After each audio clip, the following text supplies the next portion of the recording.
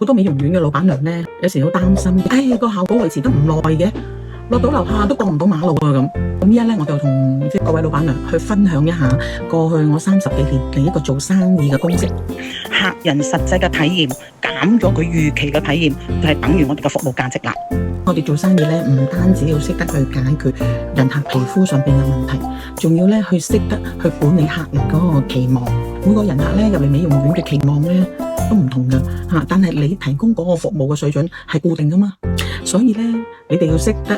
去判斷同埋調整客戶嗰個期望。如果唔係呢，你個 facial 做得再好都滿足唔到佢哋。例如你嘅客人同你講，我朋友做咗一次，哇就白咗好多喎，我又要咁嘅效果。咁你就要判斷下佢實際嗰個期望嘅效果同做出嚟嘅係咪高咗好多呢？咁如果真係佢期望係高咗嘅話呢，咁你要做以下嘅嘢咯。一聽就好似好簡單啊，但係當你將呢啲步驟加入去你個服務個程序之後嘅話呢，咁你人客嘅留低嘅存活率就會大大提高噶啦。以上呢講嗰啲都係冰山一角啫，咁但係嚟緊呢，我哋會有個課堂，如果閣下係有興趣嘅話呢，就喺下邊留言 LIVE 呢個字。